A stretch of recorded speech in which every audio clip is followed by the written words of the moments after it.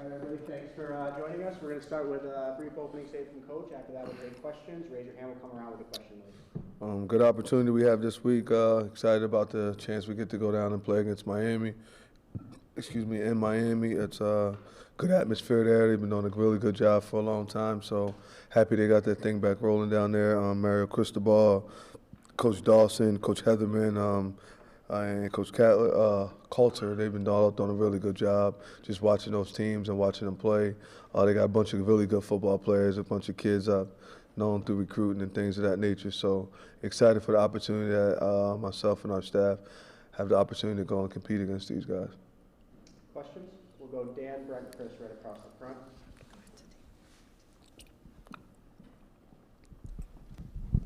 Coach, how are you? Finding yourself. Doing well. I know you keep talking about the fact it goes beyond the quarterback. The offensive line, no matter who the quarterback has been, what have you seen from the offensive line up to this point in the season, and who's playing well, maybe some of those things that need to be fixed? I mean, I think there's a lot going on with it. It's a lot of injuries, right? Ferguson down, Austin Collins down, just different guys down. Josh Miller's out. He's supposed to be the number 2 center. We had to put Joe Cruz at center. Coach Byron's playing, and a couple plays, you bring in Travis Brown-Miller in the game, move Spoon over to guard because he's a really good player. I think he's doing well. Had the opportunity of getting Cam Pringle in the game to be able to play. He's going in and out at left tackle. So it's just a mixture. It's a lot of guys being able to go in. So it's just a lot of people in there having the opportunity of playing. I think that Witherspoon is playing really well. For a senior, I thought that Austin Collins was doing well before. I thought those guys were gelling together and doing a good job. And I'm happy for what Byron did by coming and stepping in the game. Joe Cruz being able to play center and guard and being able to move around and do that. He's done a real good job.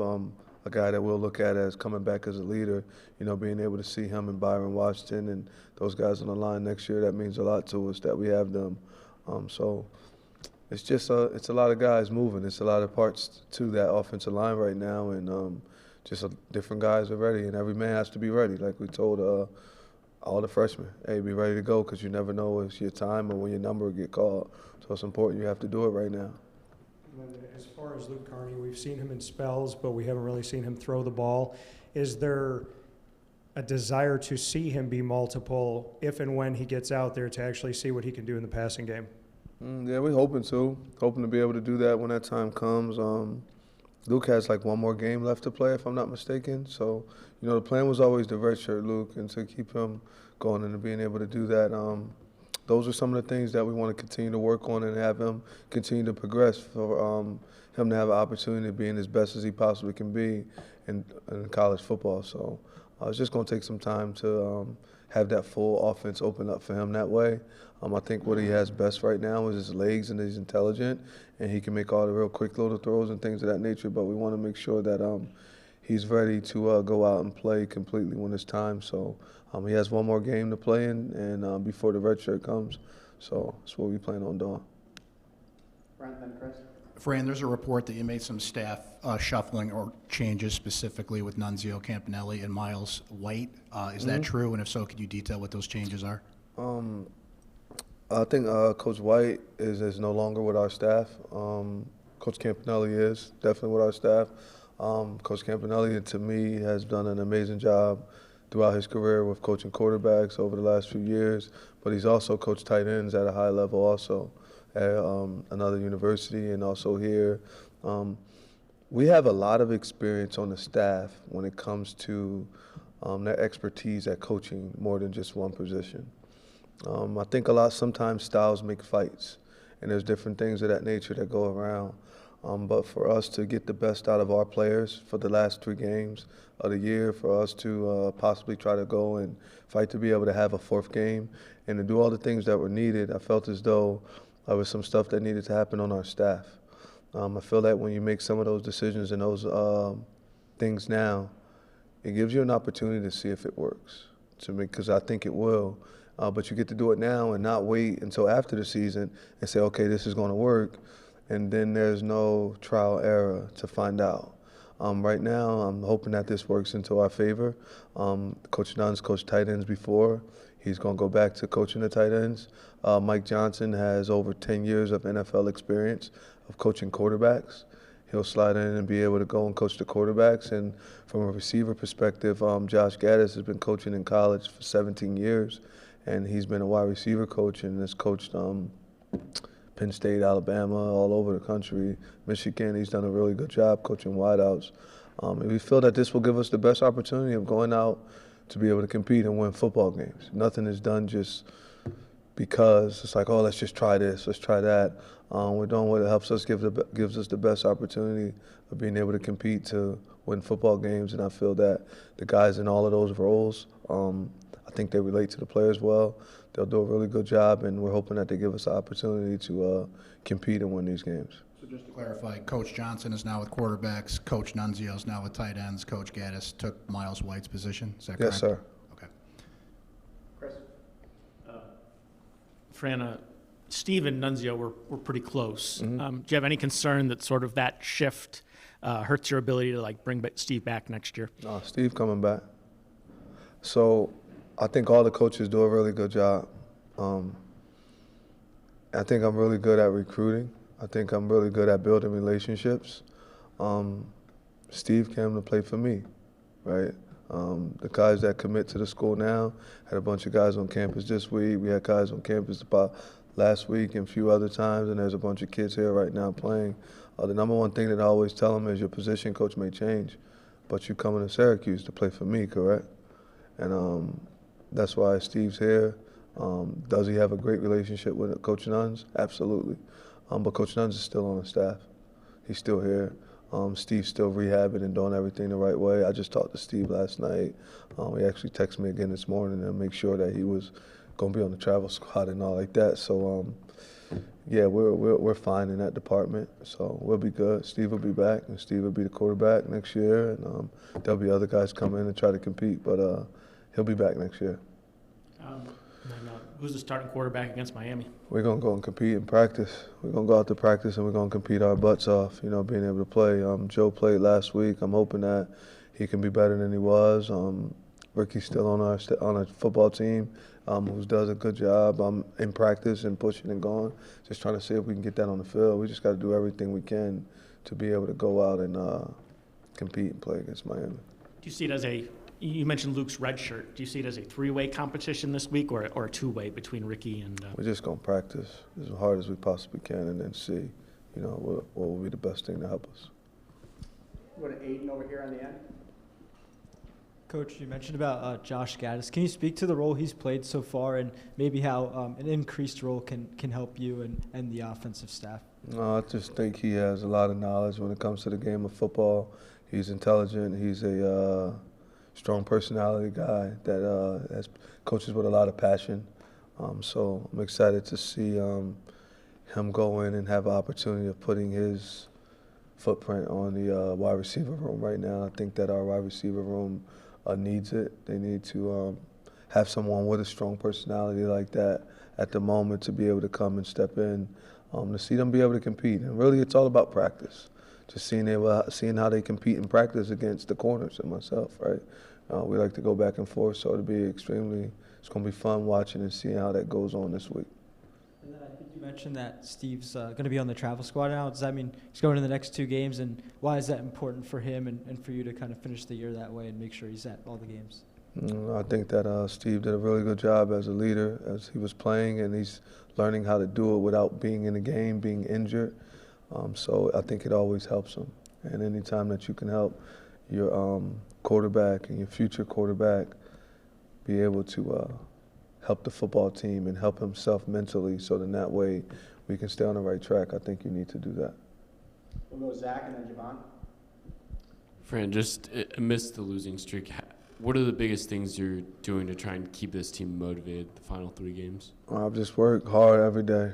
Like I bust my butt daily. I'm at work early in the morning, working, and them seeing me and just them being able to follow me and seeing how things are going when things aren't well, right? And knowing that I'm the same guy whether we win, whether we lose. I'll come and I'm gonna work the same way and do everything the right way. So I think being the example of how you're supposed to work through ups and downs.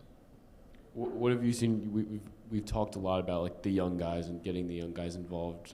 What did you see from some of them in the North Carolina game in terms of how they're progressing? I think they're doing well. I was happy to see Nathan Neodora get in the game and do well.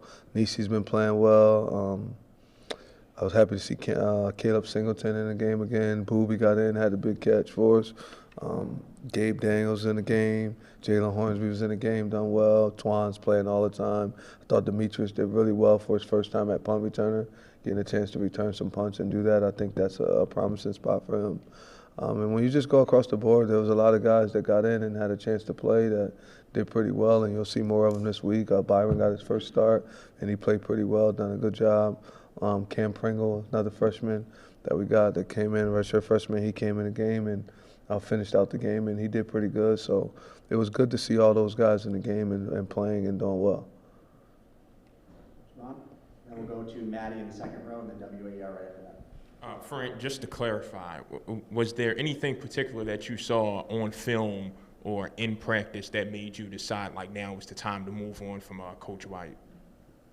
No, it was just timing with everything. You know, I felt like Coach White is a good person, good human being. Like I said earlier, sometimes styles make fights, right? I feel as though a lot of that was just on me. I thought Coach Miles did everything that he could to help us be the football program that we want to be and help us develop and be developing a program for the future. And he tried to do everything that he could. But styles make fights sometimes, so I think that everything was completely on me.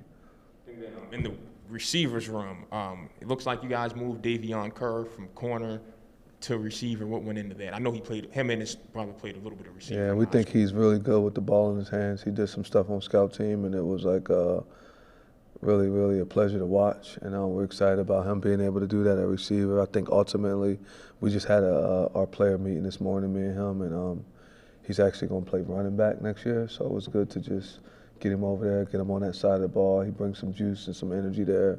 But we think he'll be a running back. He's a really good football player, though. Gianna, if you can get that in the second row to Maddie, and then we'll go third row right after that. Coach, you mentioned after Friday's game that you wanted to see a little bit more creativity from the coaches to kind of match the plays to the players that you guys have on the field. Now with Coach Johnson for the QB coach and Coach Nixon, what are you kind of hoping to see from them this week that, you know, can push you guys to a little bit more juice on offense? Just to get them to gel and get some points on the board, right? We just need to score. We haven't scored a lot of touchdowns on offense since Steve left. I think you can count them on one hand. So it's important that we just start to score again. We become creative. We're able to adapt to the players' strengths and not just try to stick to our system. The system will be the system when you get the right guys back. But when you have players that aren't comfortable in that system right now, this is like an NFL system, right? And it works and it's well when you got that guy at the trigger finger that can handle all the things that go with it. You got to have a really good quarterback to bail you out. Sometimes when you don't got that quarterback in this, you got to have the other version of this offense needs to be ready and suitable for that player.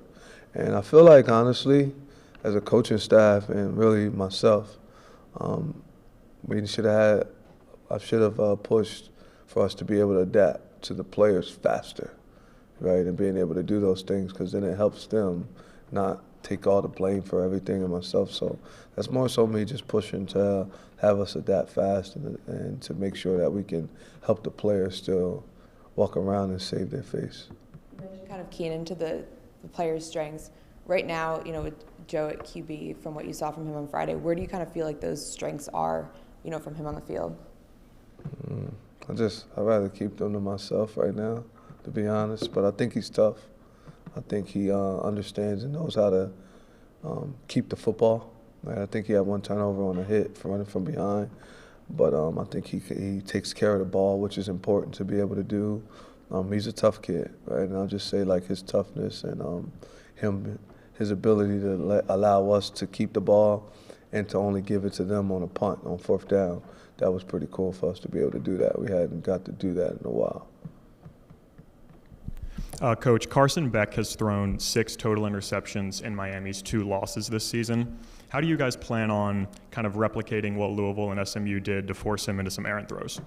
I got to coach Carson in 1 year, so I know who Carson is. I think he's a really good kid. I think he's one of the better quarterbacks in the country.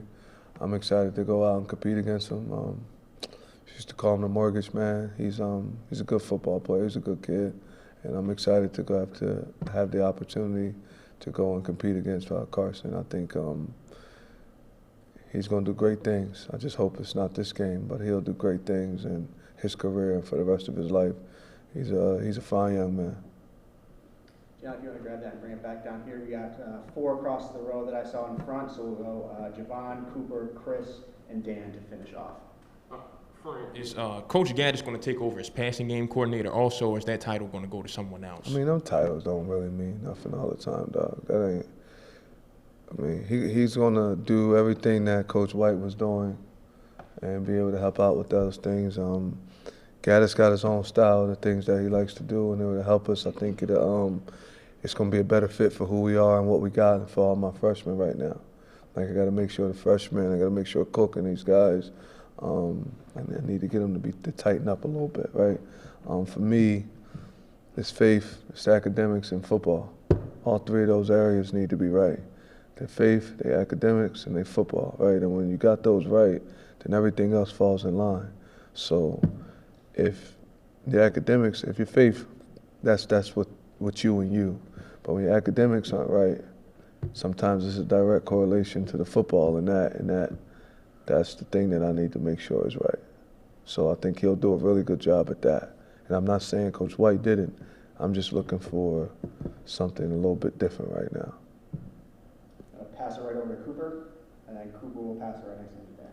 Coach, have you talked to Demetrius Samuel at all about playing a game in his home state this weekend?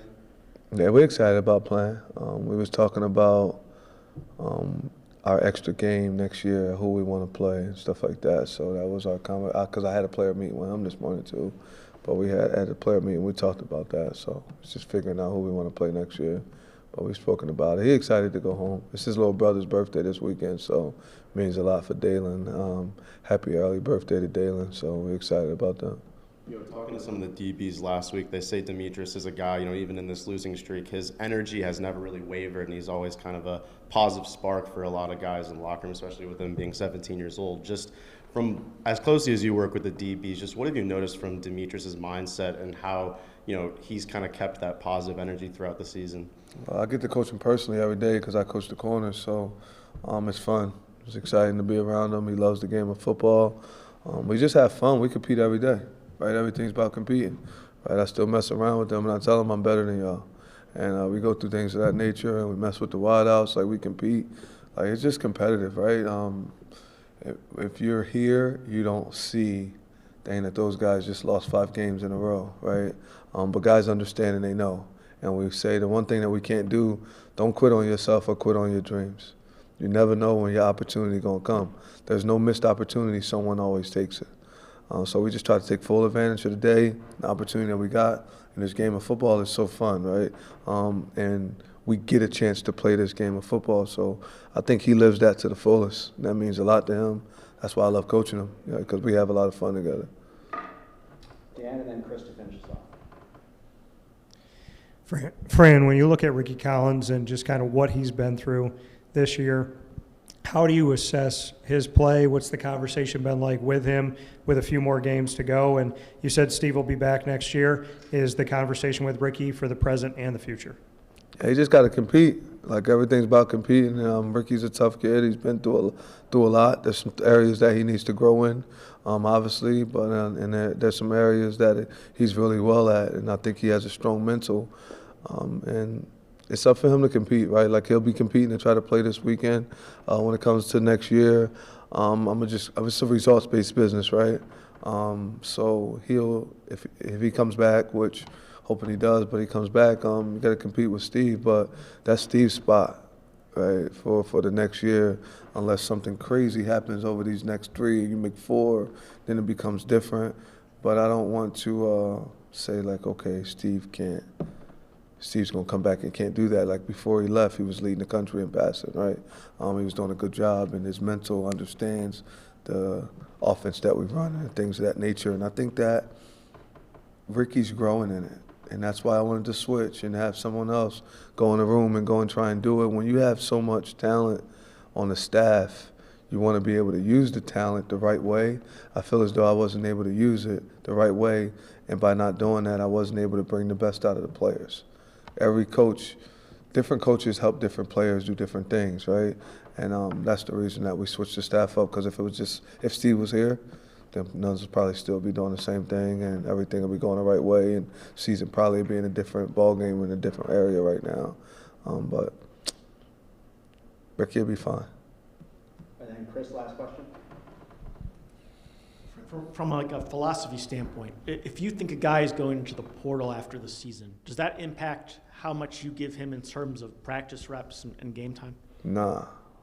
If I think he's going to the portal and I know he's going to the portal, why would I play him? I'm gonna play somebody that's gonna be here next year, right? So does it impact playing time then if you think a guy is?